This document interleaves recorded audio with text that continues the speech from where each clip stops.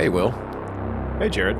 Anything really scary happened to you when you were like a young adult, like right out of high school kind of era? Yeah. So you remember Nathan Say, right? Oh yeah. Okay. So me and Nathan were hanging out. We were both playing the Warhammer MMO. Like we were pretty gay. We had our desks like right next to each other, and we would run raids and PvP stuff. You were like in LAN mode together doing this? No. We were online. Oh, okay. It's just like his internet was a lot better than mine, and so it made sense to have my computer at his house. Anyways, he had an on again, off again relationship with this girl. I'm not gonna say her name. Yes. Okay. Anyways, so one day we're in Battlegrounds, and we hear fucking furious knocking on his door, and it's her, and he's like, "Go away! I don't want to talk to you." He's like screaming at her, right? And like, the knocking stops after like 3 or 4 minutes, right? His mom's living in the same house, and so she comes in. She lives on the other side of the house. She heard it. She comes in. She goes, "My God, Nathan, what are you gonna do about her?" And Nathan was living in like a Florida room, right? Like it was a porch that got insulated and had its own AC. It's like a sunroom. Yeah. So the door was closed, and fucking as he's like, "I don't know, Mom," the fucking door swings open. The door to his room from the inside the house swings open, and there she is, and she has got fucking, her pupils are dilated, her eyes are open, she's breathing fucking heavily, like she ran into the house, and she's like, "We need to talk right now." He goes, "How the fuck did you get in?" She no shit broke his garage door, like the motor. She lifted up the garage door, went through that door, through his mom's room to come into his room. And then she sat there in silence for 20 minutes. And it was the most awkward fucking thing of my entire life. And I really thought that it was the end, Jared. We were all going to fucking die in that house. So yeah, this happened.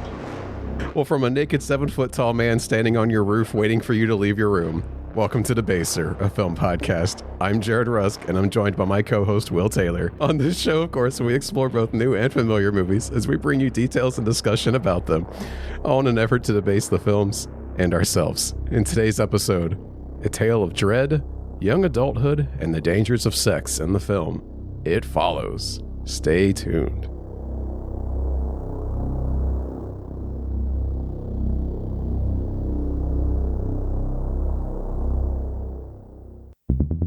You gotta kick it off with a killer to grab attention. Then you gotta take it up a notch. The Matrix is everywhere. It is all around us. Who are you? I'm Shiva, the god of death. Cells. Interlinked. It's like people only do things because they get paid. And that's just really sad. Welcome back to Debaser. We have a guest on this episode once again. We are joined by the great Alex Megna. Alex. Thank you, guys. What's up, Thanks buddy? for having me. Thank you for joining us. Of course. Now, today we are talking about a film that's very special. It's very near and dear to me. Mm-hmm. It's called It Follows.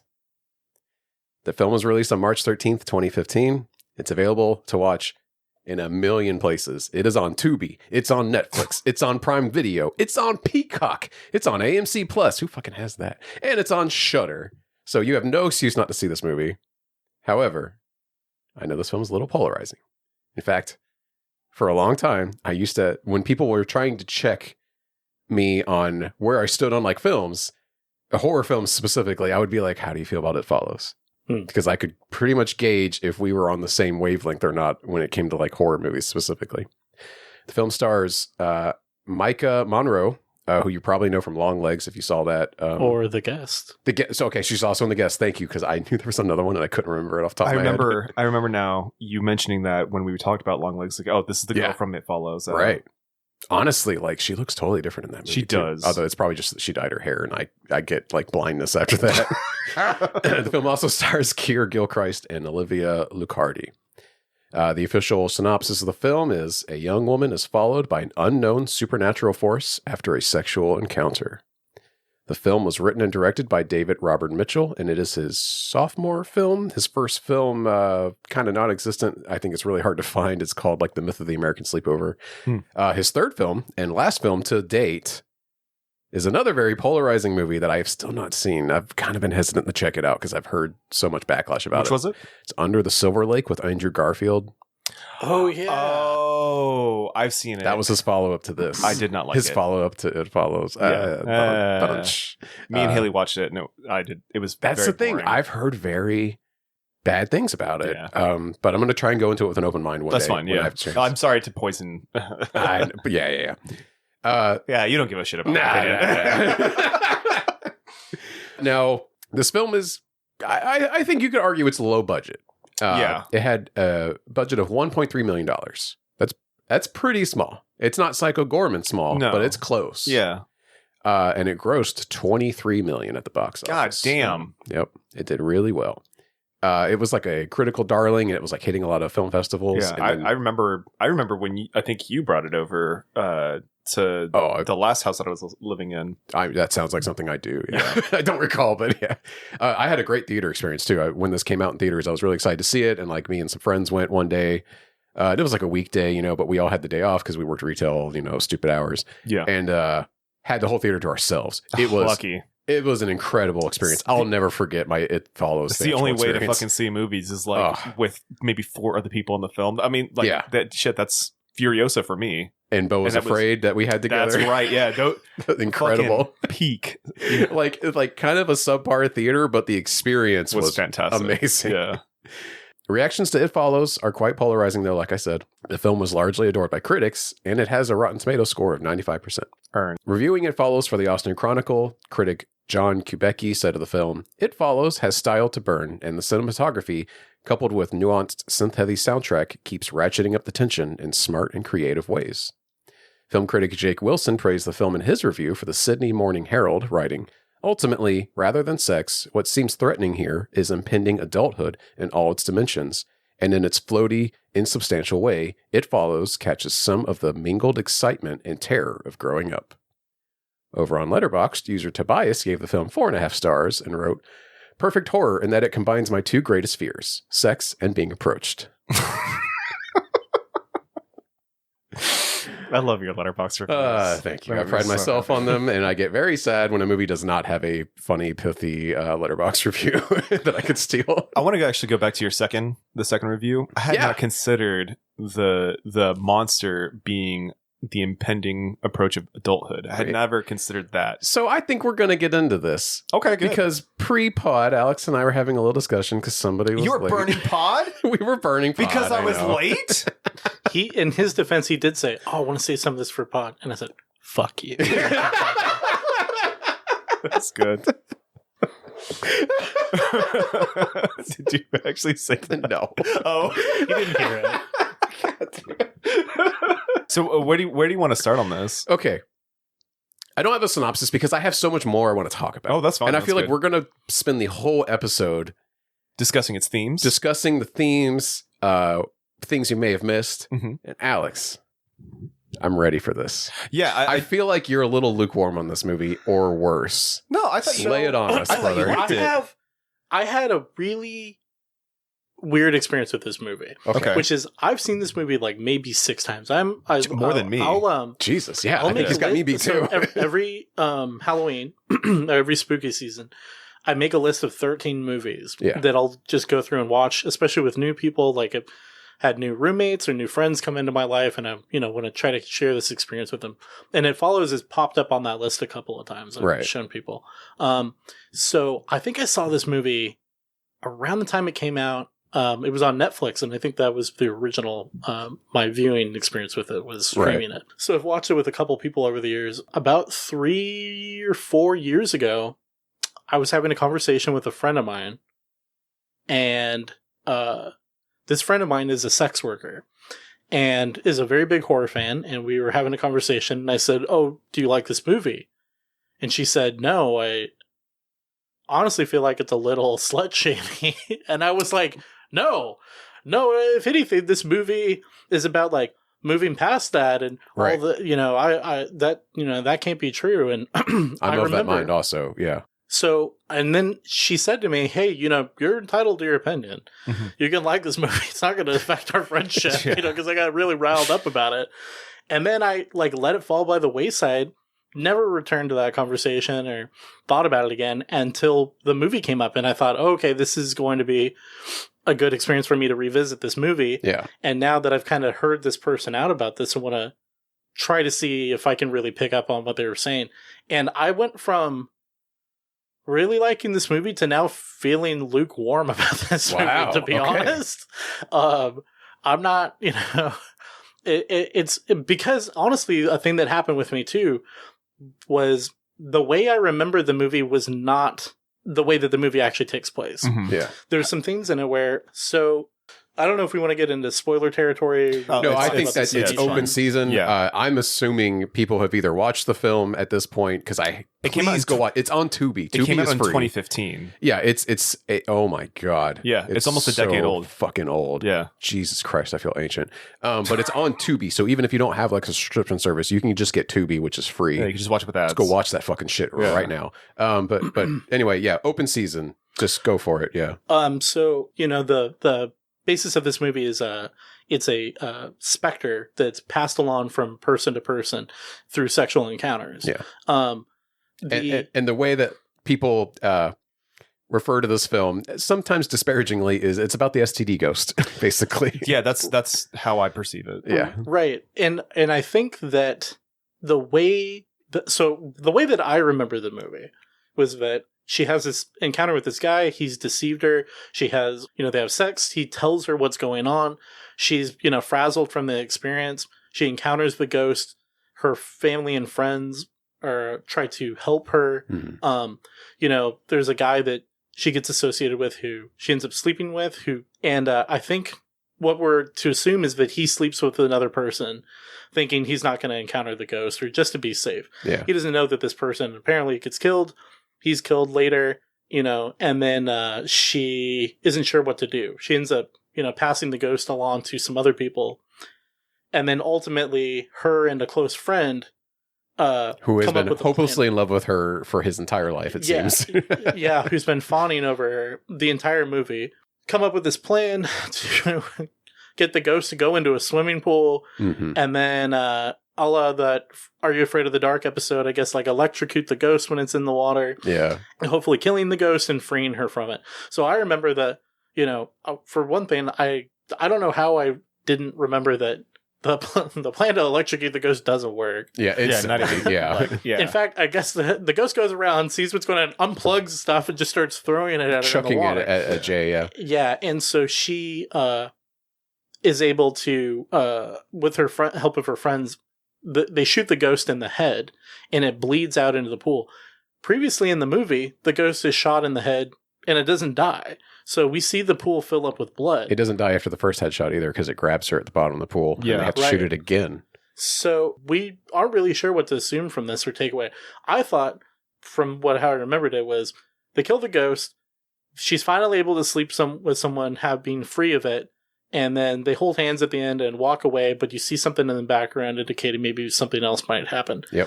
So I literally was like, when I watched it, it's like, did I watch a director's cut, a different cut of this movie? Because I remember this being different. Yeah. And it is 100% very slut-shamey in how it actually is, which is that's... Okay, I will argue this then with you, because I disagree. So the only positive sexual experience she has at the movie is when she's deceived by this guy. She's got to resort to passing it along to this other dude. She does not enjoy herself.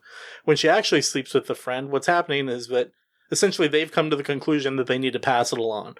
Then he goes out, finds some sex workers to pass it to.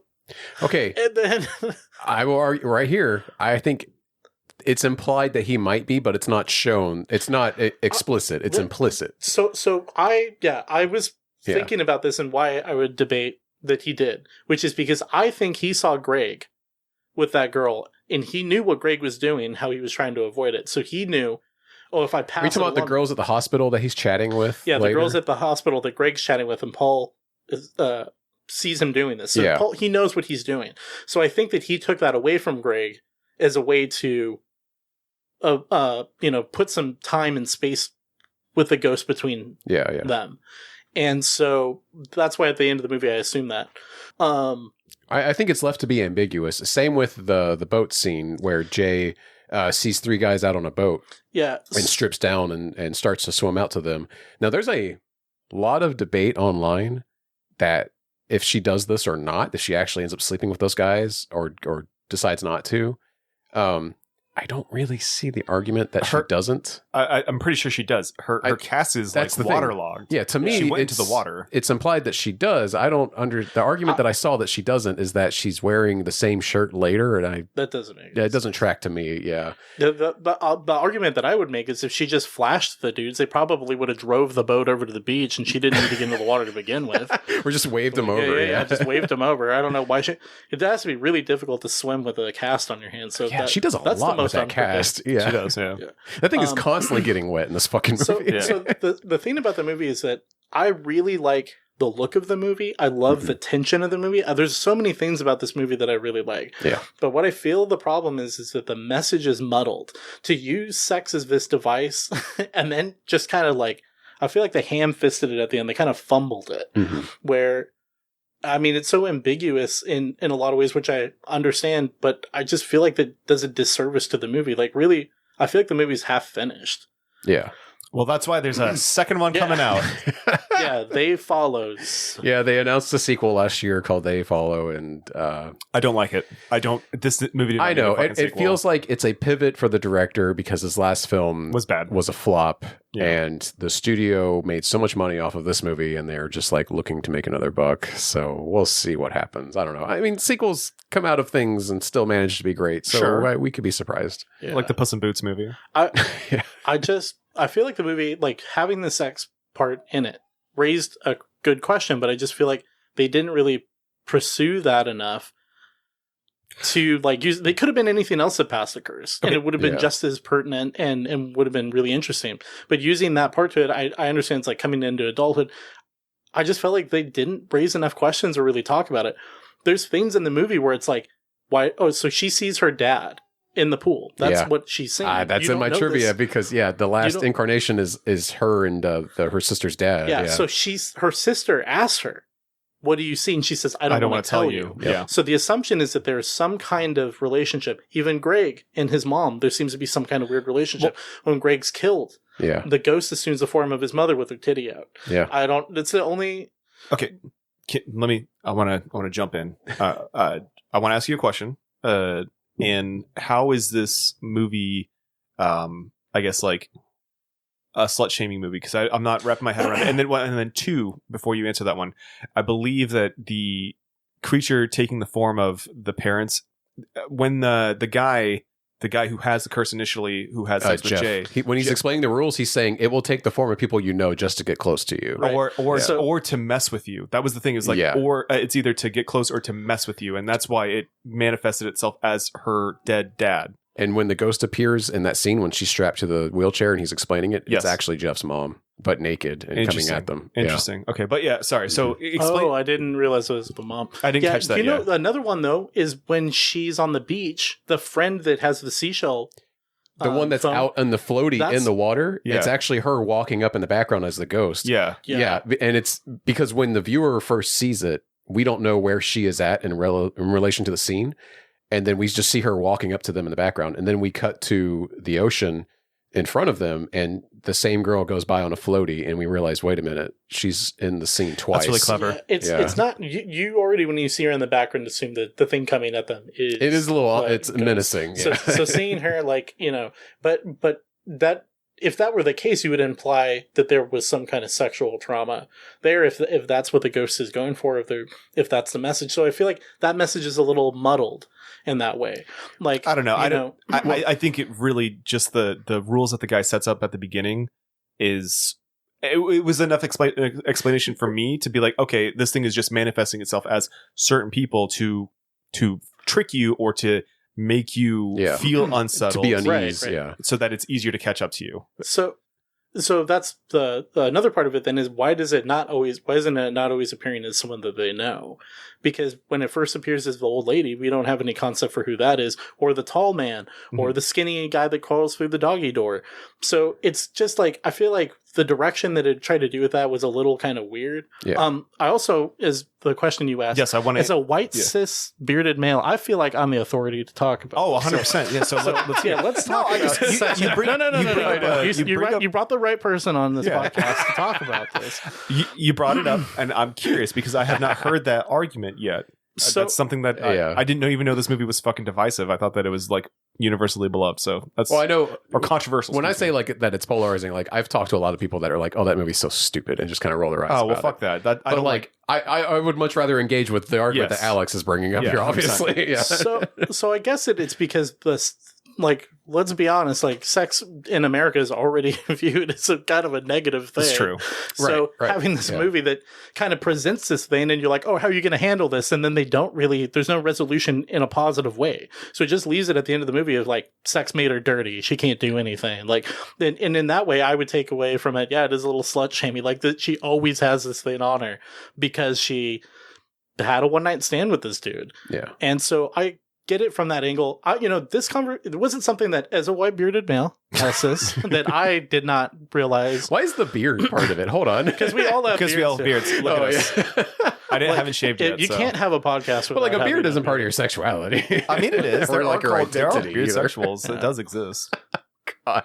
Well, I think it's part of the podcast kind of like ensemble. You have to have a beard. I feel like you have to be white. You have to be a dude. Yeah, white, you have to be cis. Dude, exactly. Cis, oh my God, is my wife the only person on this pod that hasn't had a beard? I mean, she can. That's true. She could. She wants to. Oh no. Tomorrow. Oh, I've got this hair. Okay, so I totally understand that. I guess I understand the argument. The hang up that I'm having is oftentimes with horror movies, the conflict does not get resolved. Like if there's some sort of impending supernatural thing, it is not an often a thing that can be dealt with because it lives outside of our reality, you know? Right. And so with those rules in place, the way to prolong your existence is to pass it off to as many people as you possibly can. And so I understand you say that the scene where the new boyfriend goes and finds some sex workers is kind of ambiguous. I 100% believe that he just passes them in the car. Yeah, you don't see him stop or anything. I don't care. I'm pretty sure he did do that. I think that's the implication there. Yeah, you're at least supposed to think it. Yeah. And I don't.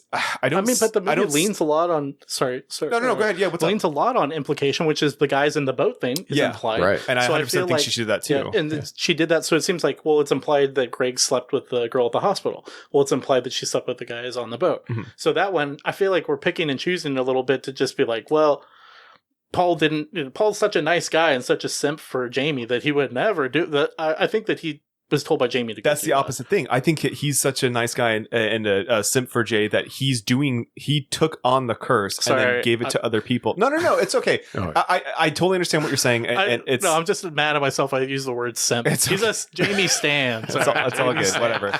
But as being a white knight, he's understanding the rules of the creature. A white knight cuck. And so, exactly. There you go.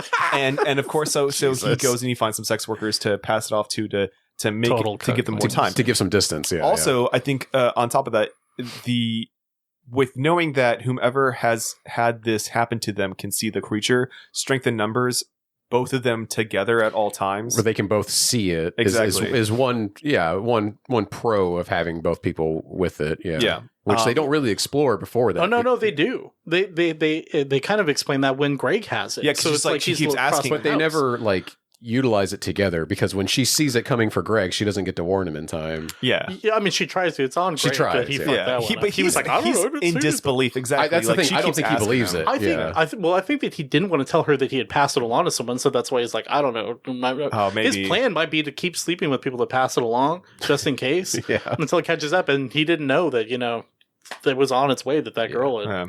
And then the one clunky part about this film was when they think that they can defeat this fucking ghost that they've already shot before and it just gets up.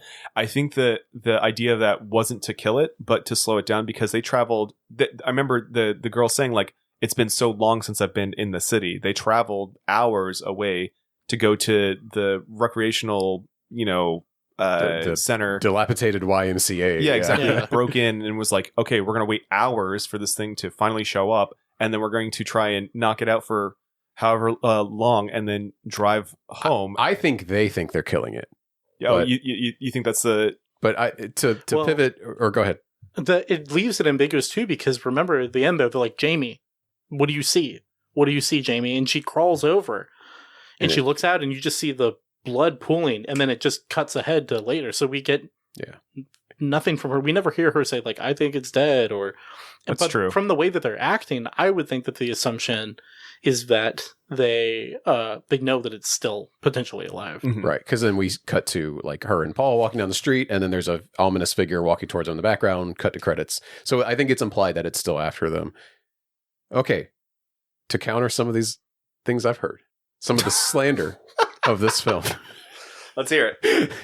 I'm not slandering the film. I know, just like it's a very unique perspective that I had not considered. Let's combine our white cis powers. We're gonna link up. We're gonna show We're these going to feminists boss. mansplain. Yeah, we're gonna mansplain. The name of the podcast is now I The know that your experience Mansplainer. might that you may have been traumatized by something, and it may have brought that back up. Let me tell you why you're wrong. Yeah, why you're wrong. Why your experience is invalid. As Alex did say, the podcast name is Debase Her. Yes. Jesus. And that's what we're gonna do. Yeah, to me, thinking of this film as slut shaming, I think is a bit of a knee jerk reaction, because to me, it's just exploring the idea that like when you're this age, you know, you're between like 18, 22 ish kind of gray area where you're entering adulthood, but you're not quite an adult. You're still basically a kid coming out of your shell, and you're exploring your sexuality. It's weird. It's messy. Like all these kids are kind of stunted. They have parents, but they're just kind of not. They're just kind of in the background. Yeah. Like we don't really. I think Greg's mom is the only person that we actually get a really clear view of at any point. It's like a not Spirit Farm situation where the parents, she gets in a car accident, breaks her arm. We never see the mom. Like, the parents never come to the hospital, anything like that. Yeah, just crazy shit. But like they're just in this awkward stage of adulthood, and they're still figuring out relationships and sex. You know, it's all scary.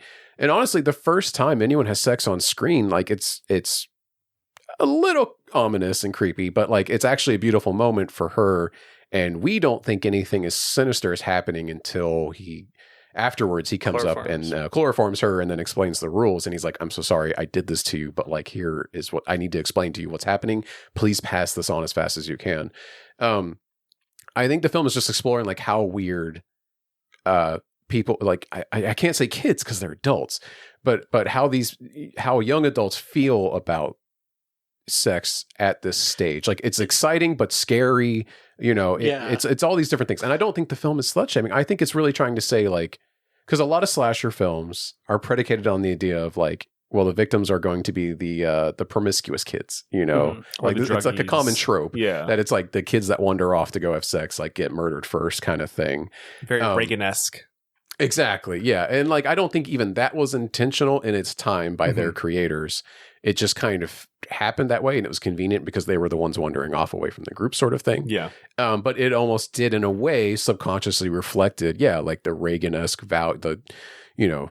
Judeo-Christian values at the time that like you're a bit more prudish about things Thank like God that. those went away, right? Yeah, well, I mean, hey, well, it kind of went away in horror at least. We got to make movies great again, so we got to reintroduce slut shaming. Please.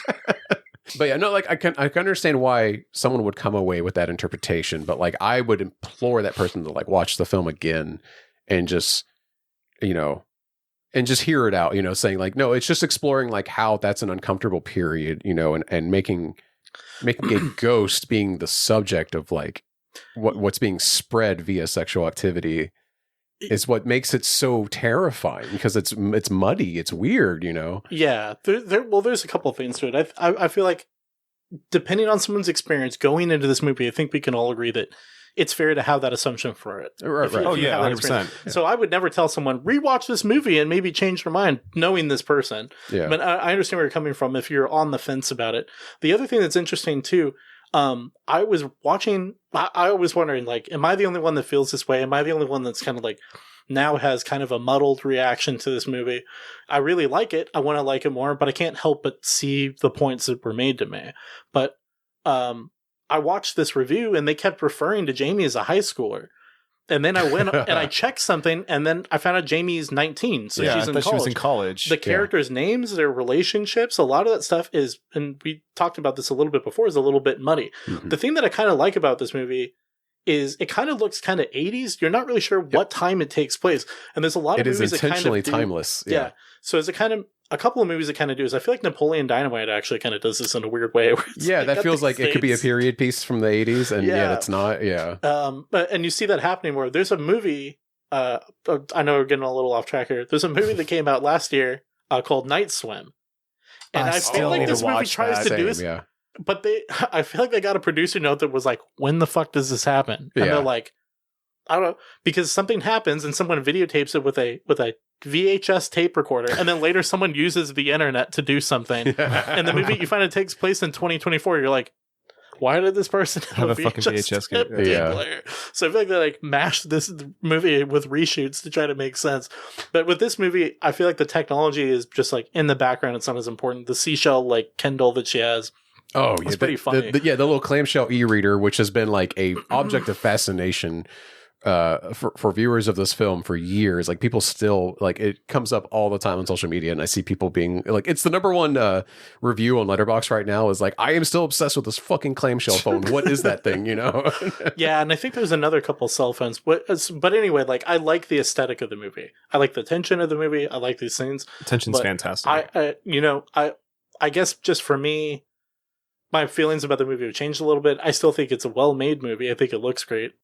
Something that there's some seeds of things in the movie that were put in that didn't really like pay off. We were kind of talking about, which is there's these little kids that are creeping on Jamie in the movie. Yeah. And then like, so our assumption is that maybe when you see the ball, that this is the ghost, but you see the kid hiding out. We never have any idea who these kids are. And as soon as Jamie goes through this experience, they disappear. Alex, I'm going to take this away from you. So those kids that are peeping on her in the pool in the beginning, that's before she gets, before it begins to follow her, before she's infected, let's say. And then later, we see another one peeping on her later in the bathroom when she's recovering. I think that is foreshadowing that she's always being watched and being followed. And also it explores a bit about her sexuality, which she's just kind of blossoming into right now. Because the kids are peeping at her, presumably because they think she's beautiful and want to stare at her. Mm-hmm. And that's something that she is kind of reckoning with, in this film, is like being desired by almost every male character in this movie, basically. And that tying into like the fact that almost every incarnation of the thing, this ghost, what have you, has some kind of like sexually explicit like nature to it. Like there's the one that she gets a very up close encounter with in her house that to me is implied to be a sexual assault victim. Yeah. Her arms are tied behind her back. She's pissing herself. She's got half her clothes are on. She's got one breast exposed. She looks, I think her front teeth are knocked out. And it's just a horrifying scene where she's confronted by her. Many of the other incarnations are naked. One is her grandmother. The first one that chases her through the school, that's her grandmother. The last one is her dad. And he's like in his he's like in an undershirt and boxers, like they're uncomfortable, like sexually explicit or familiar, but in an off way, I think intentionally to be evocative of how the muddy nature of like sex is a recurring theme in this film. Of course, right. I think that ties into this. So the theme, I guess part of the thing that's about this movie is, but when she's preparing to go on her date, she has this really cool mirror light with these really beautiful red lights. You never see that mirror used again in the movie. The lights never come on. It's like she lost her, and like them reiterating that she lost her spark. Yeah. Her sexuality has been taken away from her. And I feel like it's more important to have her take that back in a way. That's why it feels a little slut shaming, because she doesn't really do that. It may be a thing where if she has ownership over this thing, this problem, maybe she becomes more of like a darker character who just goes out and gives this thing, and it becomes more mundane, but she can have control over herself or something, but we don't see that. Well, it's put on her as this curse. Well, is pairing with Paul at the end of the movie not in a way taking control over it? Because like, no, I would say so. I feel like it's mechanical. You see her start to kiss Paul, and then she just lays over again. She doesn't seem into it. I think she's giving in to feel protected. I think she's just giving into it because like he's willing to protect her, and she feels so vulnerable at this point. Is that not like a real life thing though? I agree. Oh yeah, but that's what I'm saying. The correct way to end up in a relationship. It's obviously transactional. You're not she's settling with someone who desires her. Look, the point of this movie is if you sleep with anyone, you're a slut, and you should settle on the guy that's going to protect you. It follows. On the point that you made about her losing her spark with the light, though, I think earlier when she's on the date with the guy Jeff, they're playing the game where you look around you and you find someone that you'd rather switch places with. Yeah, and he totally surprises her by picking a little boy and saying like he's got his whole life ahead of him. I'm paraphrasing, but he implies that it's because the kid is so innocent. He's not, burdened by all of his decisions in his life yet. Yeah. And when you realize later, it's because he's been infected with this, thing that's haunting him, trying to kill him. It's because he wants to reset. He wants to get out of this. He doesn't want to have to pass this on. He doesn't want to have to deal with this. He would rather reset and be a little kid again. Yeah. And Jay thinks that he'd rather be like this other guy that's dating another girl, on the stairwell, or the dad even. And it's like, no, he would rather be more innocent than that even.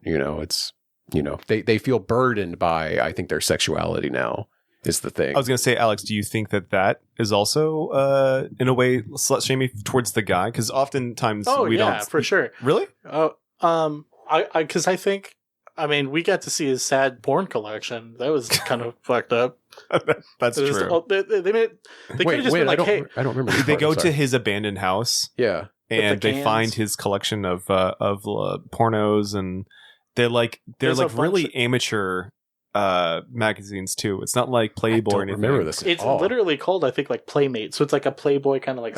Word. Yeah, but all the pictures are very like amateurish compared to like high production value stuff. Yeah, but they make it sadder by having these crusty tissue that are all littered. He literally pushes them away. Like that could go into the I wish I was like this kid, because he lives in a shitty situation. Like he's either living there or he's living with his parents. He hasn't like made it out there, and I don't know. It's so weird because you're very spot on with Jay losing her spark after her supposedly first sexual encounter, but this guy is trying to live,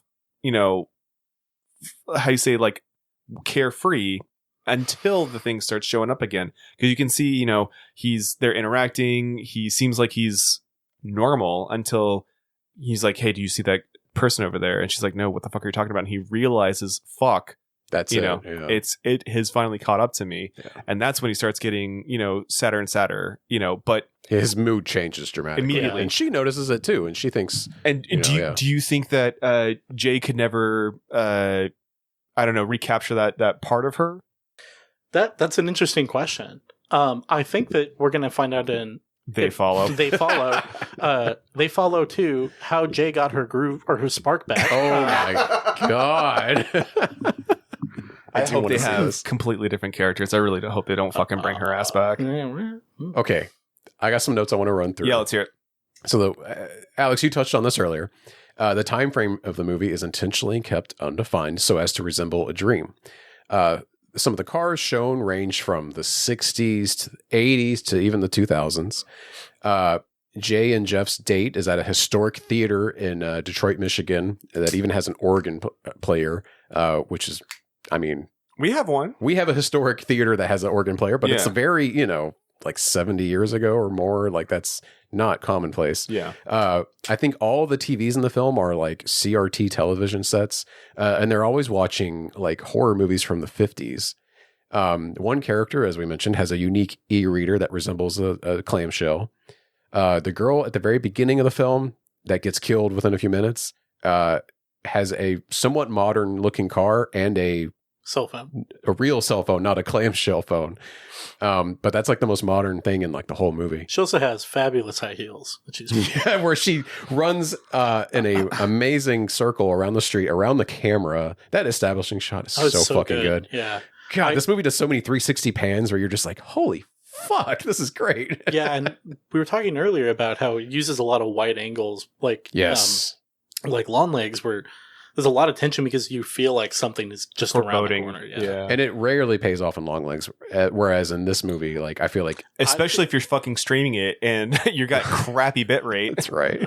I feel like if you go back and start finding the hidden devil Mickeys in that movie, I think that's true. There are more of those, I guess. But that's what I want to do. Yeah. There are incarnations of it that are following Jay in the background scenes that I missed. Like, oh, really? Yes, particularly at the school. There's one following her the whole time she's there.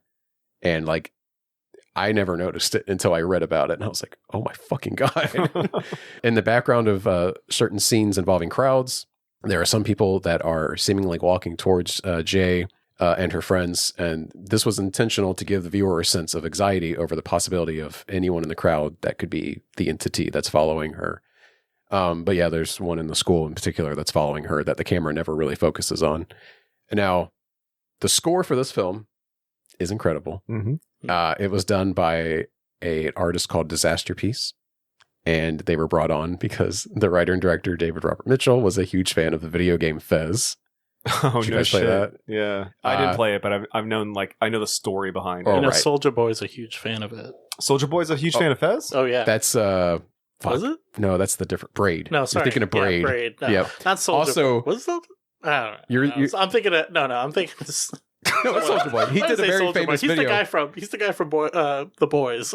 I'm thinking of. Oh, no, it's Soulja Boy. Yeah, is it Soulja Boy? Tell him. Yeah. Soulja Boy is not from The Boys. No. He's thinking of Soulja Boy though, because he has a famous video of him playing Braid. And being like, hey, look at this. And the Braid. Jonathan Blow, the creator of Blade, Braid, not Blade, was so upset by this fucking video because he's such a fucking toolbox. I hate Jonathan Blow. This is not that podcast. But multiple videos trying to correct people, telling them what his game was about. Yeah, he sucks. Okay, but I think you have those two associated because both Fez and Braid were, and Super Meat Boy were the focus of the indie movie. Great little documentary. Wow, what a fun tangent. It was a good documentary. I told you about the first manifestation is Jeff's mom. Okay, here's an interesting recurring bit. Some astute watchers may have noticed. A ball seems to follow the curse throughout the entire movie. Soon after Jay gets infected, a ball hits her window and lands in her garden. When the friends and her go to Hugh's house, they find a picture of him holding a ball. Or Hugh is also Jeff's character. He has two different names because he's got an alias. After Jay sleeps with Greg, a ball is seen bouncing in the direction of Jay's house towards Greg's house. And finally, when Jay sees Greg dying, the motif on her t-shirt is a blonde girl holding a ball. And you see it clearly. However, when Greg has the curse, her hair is covering up the ball. However, the moment Greg is killed, her hair is moved and you see the ball again.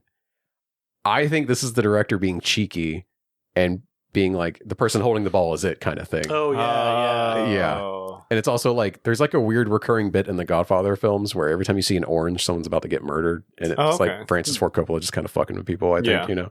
So similarly to the ball tidbit that shows up, water is a major recurring theme, and it follows Jay is often thirsty. The first major encounter she has in her house, she's like, I'm so thirsty. And she's like, even drinks from like her faucet at one point. Pools of water like lakes, oceans, and public swimming pools all are associated with the danger of it.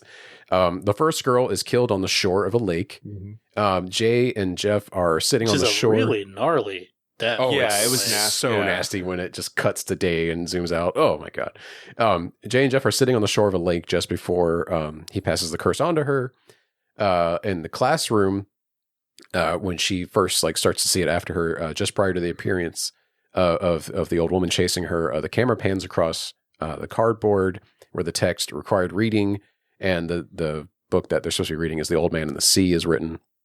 Later, Jay faces a woman in the kitchen, and there are 3 paintings in the background just before the attack. The first one depicts a roaring ocean. The other 2 depict lakes. That's really interesting, though. Like, oh yeah, I don't understand why. The house that Greg takes them up to is on a lake, and they get attacked right on the lakefront, of course. Mm-hmm. And then the final attack, obviously, is in a giant pool hall. Yeah. Yeah, just something interesting to think about. Just recurring motifs, you know. It's like poetry, rhymes kind of thing. And then his next movie is Under the Silver Lake. Oh shit. Next movie is just gonna be dry land stuff. He's like, I'm almost I'm doing desert. We now. moved to the desert. The film alludes to teenager problems through its props. This is seen when Jay is lining up blades of grass on her upper leg, which could refer to like cutting. And Jay has uneaten trays of food that are the focus of the camera like 3 or 4 different times. Yeah. And so I had a lot of questions. I don't mean to interrupt. I'm sorry. Yeah, you're fine. You're fine. I was like, is that the same tray of food from before? Because it was the same thing. And then, like, I literally paused it. Was like, is there some mold on it? Like, are we looking at the same food just, like, left out there? Or is someone bringing her the same thing over and over? I do like how the characters in this film are extremely middle class, maybe even lower middle class. And the plates of food that she has, it's always just, like, the most pedestrian sandwich with, like, Cheetos or Doritos. You know, just, like, the most, like, generic-ass white person meal kind of thing. Jared, you're calling me out, dude. That's literally been my lunch. Oh, my God, Will. Last couple days. Come on, man. What? Eat some fruits and vegetables. No, you can't make me. You're not my I dad. can't eat a bologna sandwich, so it's not the same. Leave me alone. There's also pills that get laid out on a napkin with her food, and they're usually the only thing that she's ever touched on the plate that she's being given. Okay, so I think this is going to address some concerns. In an interview with Vulture, in which he was explaining the reasoning behind the group's plan to kill the spirit in the pool, writer and director David Robert Mitchell insinuates that they are just kids trying to find a way to defeat the threat in their own way. He says, it's the stupidest plan ever. It's a kid movie plan. It's something that Scooby-Doo and the gang would think of. That was the point. What would you do if you were confronted by a monster and found yourself trapped within a nightmare? Ultimately, you have to resort to some way of fighting it that's accessible to you in the physical world, and that's not really going to cut it. He goes on to say, we kind of avoid any kind of traditional setup for that sequence because in more traditional horror films, there might be a clue that would lead them to figure out a way to destroy the monster. I intentionally avoided placing those. Instead, they do their best to accomplish something and we witness its failure. It's probably a very non-conventional way of approaching the third act confrontation, but we thought it was a fun way to deal with it. I don't know. No, go ahead. So I want to, there's something that I noticed. Yeah. I want to talk about the Greg death scene. I was listening to a YouTuber talk. In that scene, you see, so she enters the room and you see Greg's mom writhing on him. Yep. And grinding he's now dead. Apparently there's bodily fluids, which I did not notice. But the thing that I did notice is that there was some kind of electrostatic in the room. Yes, there was a lot of flashing. And there's a strobe flashing happening too. Strobe flashing. So, and through the movie, I think when some things appear, there are some lights flashing. I think when she's first encounters it at the house, there's some light flashing. So it would make sense for her to say, well, there's something with electricity in that, but there's never a conversation happen about that. Yeah. So then it leads to this Scooby-Doo situation where they just have a hairdryer so that, but I mean, like, if you look at it in that context, it makes sense, but there's no conversation. Well, I want to ask you a question. Yeah, let's hear it. Can you name all the characters in this movie? Jay, Paul, Greg, and the two girls, the sister and the friend. Do you remember either the sisters' names? Yeah. No. The only way I remember her sister's name is because she had a name tag on. I don't remember hearing it, but it says ice cream Kelly. place, yeah. So it's Greg, Paul, Jamie or Jay, Kelly, and then Seashell Girl. Seashell Girl, yeah. Yeah. Alex, I'm going to be honest with you, and I know you know this. My memory is dog shit. Yeah, Will and I frequently cannot remember characters' names of a movie. Sometimes that we had just watched prior to recording. I watched this fucking movie like 5 days ago. No. But the point of this wasn't, hey, your memory's bad or anything. Yeah. The point is that, like, it doesn't really matter. Yeah, they don't really talk. They shout Greg, Paul, and Jay's name a lot. Yes. But not the other two girls. No. Yeah. They're not in any danger. Debase her. The one girl gets shot in the arm and still have no idea what the fuck her name is. Okay, we get a child who's shot. We get a child in a car accident. Yeah. We get all his parents nowhere to be found. Nowhere to be found. Yeah. The only conversation with an adult that happens, I think, is when they find to look for Hugh's house. Yeah. Yeah. Well, there's the girl at the beginning that's talking to her dad on the phone. Yeah, but he's not there. He's not present. You only see him come outside at the beginning and be like, "Hey, is everything okay?" You know, the only concerned parent in the entire movie, and you never see that one is again. true. Yeah. Okay, so a bone I do have to pick with this movie is, despite being set and filmed in Detroit and utilizing urban decay as a motif for this film, or just a recurring theme. The film barely features any black actors, especially with speaking roles. I think the only one is like the teacher at the college, who is honestly mostly off screen while she's speaking anyway. That is something I hadn't even considered. It just feels like a huge oversight to me, and I think do better. I was literally about to say, do better. There better be all black cast and they follow. Why are all the ghosts white? Every single ghost was white too. Damn, holy shit. I think you're right. He's not wrong. Whoa, I'm running through them all in my head. Yeah. All the guys on the boat were white. That's fucked up. That's right. Wow, you barely even see those guys. And Come on, homie. Do better. It's 2015, man. It feels like a huge oversight, especially when your movie's in fucking Detroit. Like, come on, man. Like, and they even pay lip service to the idea that, like, when they're going to the pool hall thing at the end, I keep saying pool hall. That's probably not correct, right? No. Yeah, rec center. Let's say rec center. That's better. To me, a pool hall is like a giant hall with a pool in it. So that's, but anyway. But it's pool tables. I think that's what it actually is. That's I had to stop myself and go, that's not what it fucking is. But they pay lip service to the idea that, like, one of the girls starts just monologuing in ADR about how, like, oh, I remember my parents told me, like, never to go this far inside the city because, like, you're past the 8 Mile, and it's like presumably, or it's implied that it's because, like, that's where the black people are, you know. And it's like, okay, well. Like, where are the black characters, man? Like, Jesus, everybody in this fucking movie is white. When she said 8 Mile, I thought someone was going to say, like, the ghost is ready. My arm's spaghetti. And I was like, oh, no. Not this. Not this again. Fucking Eminem shows up and starts like rapping the fucking Venom song. Yeah. Oh, my God. All right, moving on. We referenced the scene already, but the scene where Jay drives out to the beach after Greg dies and decides to go out to that boat with the 3 men. Mm-hmm. Yeah. What always gets me about the following scene is, like, when we see that the ghost has been waiting for her on the roof that whole time after she leaves the house, it implies that those 3 guys are just fucking dead already. Oh, yeah, 100%. And that's, like, kind of like, it made me gasp the first time I saw the movie. Defeatist in a way. Yeah, it's like every time it gets passed, like, that person gets killed, basically. Yeah. And I felt like that was a Jason Russell callback. You know, the filmmaker that had a meltdown and got naked on his roof? Wait, what? Yeah, the guy that. Alex did say he had a fucking joke about the roof guy, and here it comes at the end of the fucking episode. All right, context, please. Hold on, I want context for this. Jason Russell was he made this movie called Coney in 2012. Oh, and then he had a meltdown. I know about this guy on his roof, and and he got completely naked, and so all the tabloids like picked it up and it's the Coney 2012 guy. Yeah. Oh, like Kony. Yeah. That guy. Yeah. Oh my God.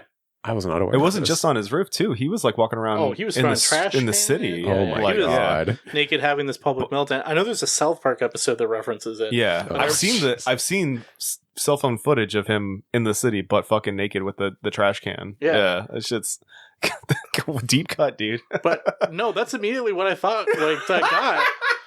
It happened only 3 years before this movie, so maybe he was saying like, "Hey, I like that movie, buddy," or some kind of callback. Like, I don't know. This is for you, man.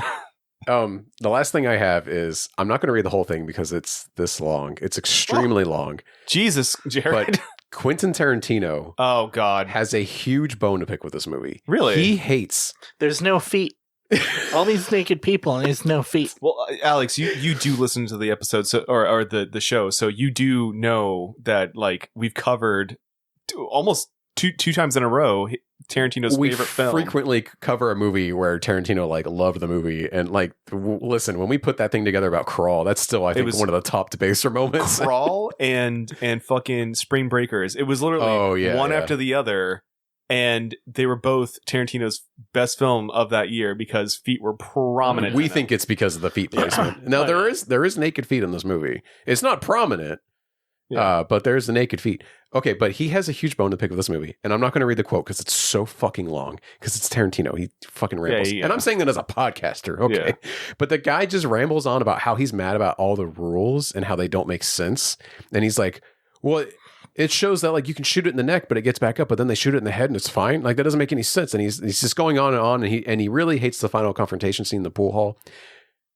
What I think Quentin is overlooking is, like, this movie is using dream logic. Like, the director established that in an interview too, where it's like, maybe Quentin doesn't watch a lot of David Lynch movies. I mean, well, okay. the guy has seen more movies than most human beings, period. But like, I get he's like, he must be a real big like CinemaSins guy where he gets really particular, you know, about really specific things. And it's like, you gotta let go a little bit, buddy. Yeah, I think when it comes to horror genre stuff, it's easier to do that too, to let go of it. Than, right. You know, living more in a...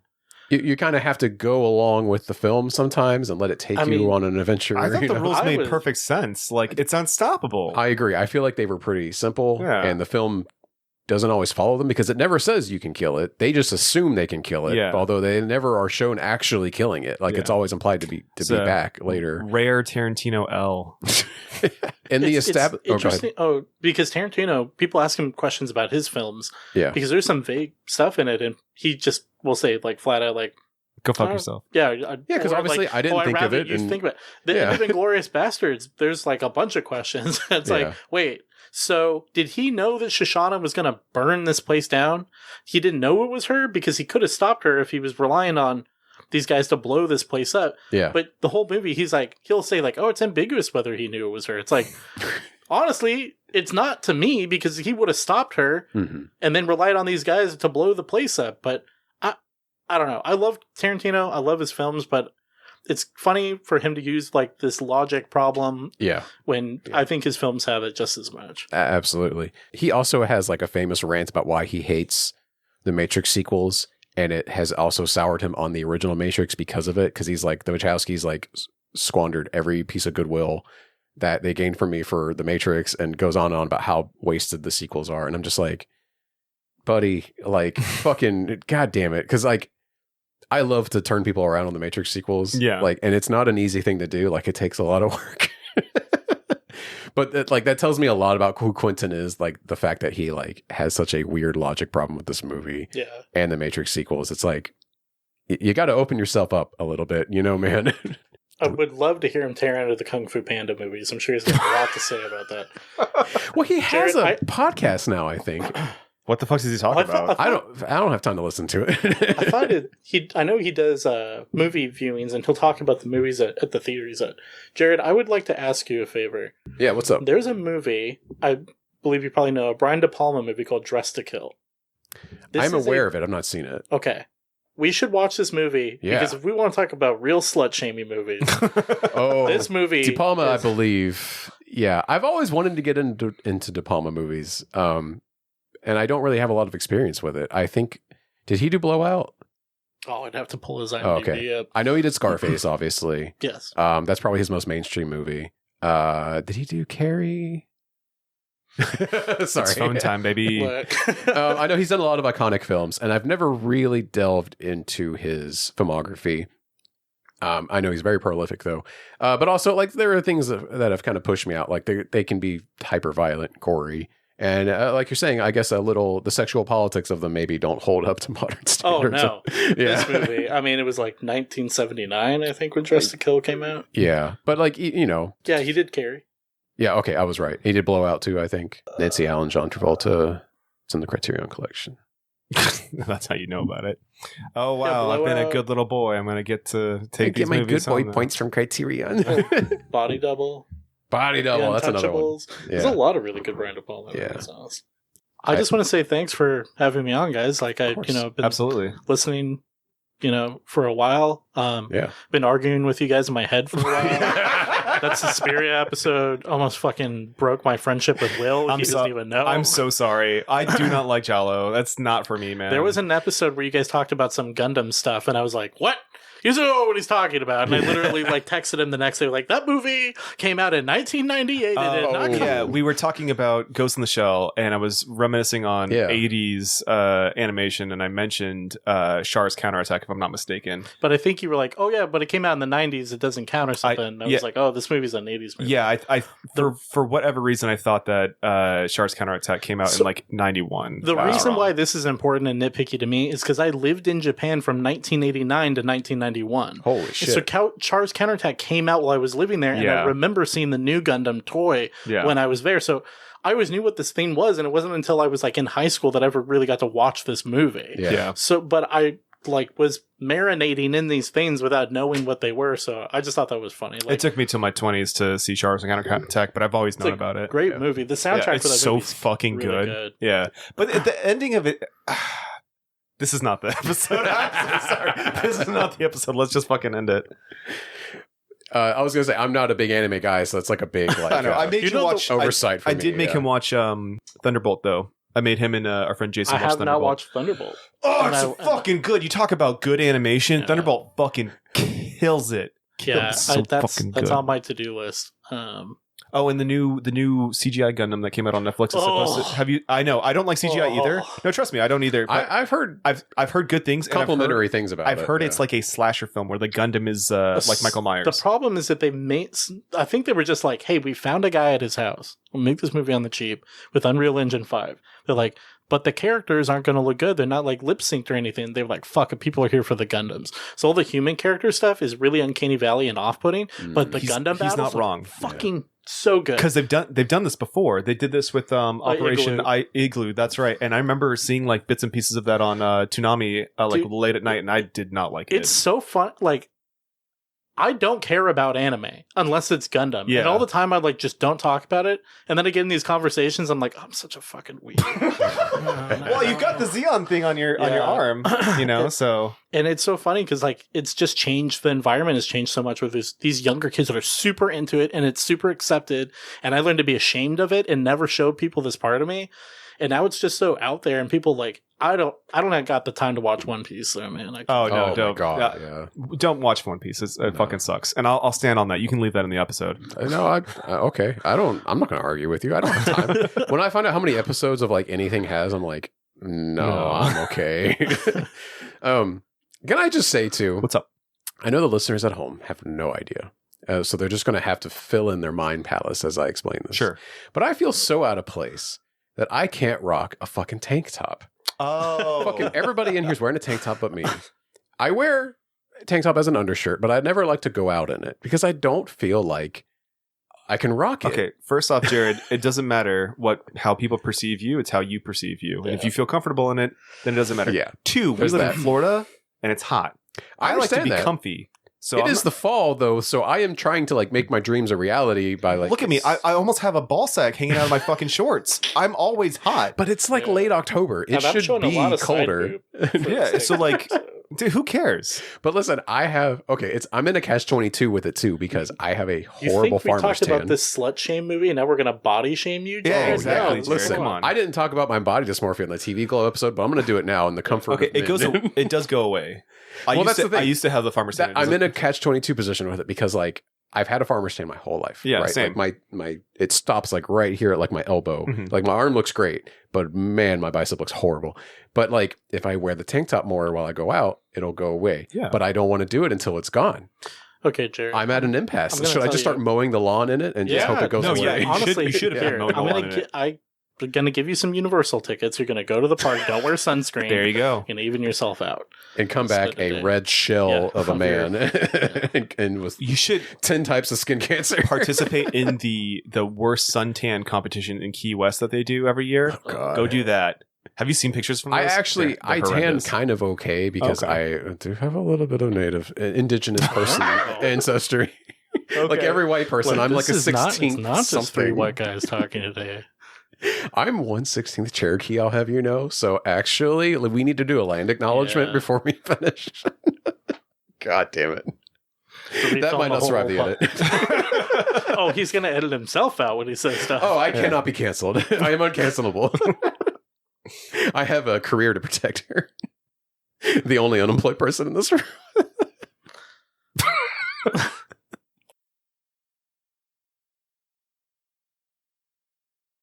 Well, folks, that's been our show. Thank you for listening to Debaser. If you enjoyed this episode, please subscribe to us on your podcast app and follow us on social media by searching for @DebaserPod. And I haven't mentioned this yet on this episode, but please send your emails. If you have questions, comments, concerns, you can email us at debaserpod@gmail.com. Suggestions, movie suggestions. Oh, yeah, anything. Debaserpod@gmail.com. Cannot stress that enough. I have access to that email. To this specific email, not the previous one. Not the one you've heard on previous episodes, which I wonder, do I need to go back and edit it out now? Anyway, that's a problem for future me. Our guest today was Alex. Alex, thank you so much for joining us. Thank you for having me, guys. It's been a pleasure. It's nice to break the the wall down to actually talk to you guys directly rather than yell at my ass. Just listening to us and being like, I cannot believe they're so fucking wrong about this movie. But once you get here and you're actually in the seat, that's when you're like, oh, I'm gonna check out IMDb. I don't remember what I was gonna say. You gotta be hitting that IMDb while Jared's talking. Oh yeah, to get that answer fast. I brought notes. I tried to come as prepared. I don't know if you guys usually have people that do that, but I wanted to make sure. I want to say Kyle had notes for Inception. Yeah, and Steven. Not Inception. Prestige. There you go. Steven did a lot of prep for Hereditary. He did. Alex, do you have anything to plug? No, follow me on Instagram. My handle is Molten Hot Megna at Instagram. So Beautiful. You can find me there. And for my wonderful co-host Will, you can find him on Instagram at pocket_infinity. I'm cutting you off because I gotta go. I'm running late. For the Debaser podcast, I'm Jared. Goodbye, everybody. We love you. Bye. Good one, guys.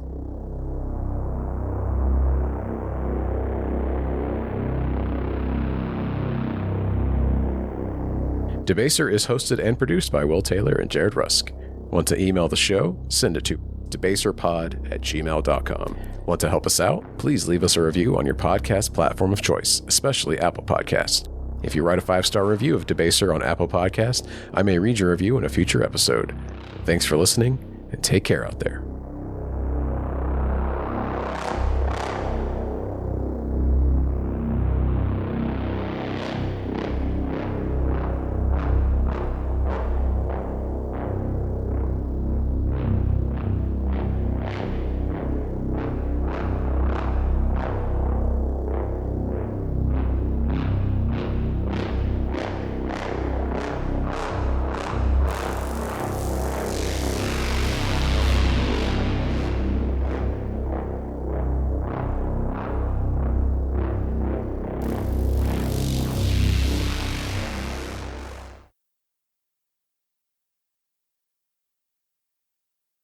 Roll right into it. It swallows my cock. God, Jesus, it's not that kind of show, Will.